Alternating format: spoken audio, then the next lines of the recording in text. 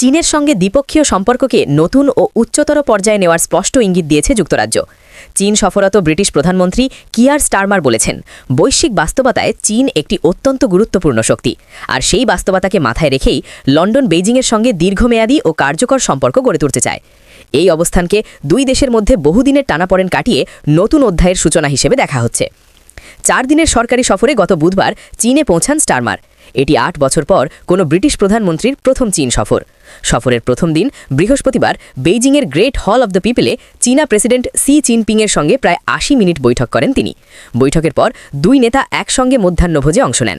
স্টারমারের ভাষ্য অনুযায়ী আলোচনায় শুধু কূটনীতি বা বাণিজ্য নয়, সাহিত্য, ফুটবল সহ বিভিন্ন সামাজিক ও সাংস্কৃতিক বিষয়ে উঠে আসে, যা সম্পর্কের উষ্ণতা বাড়ানোর বার্তা দেয়।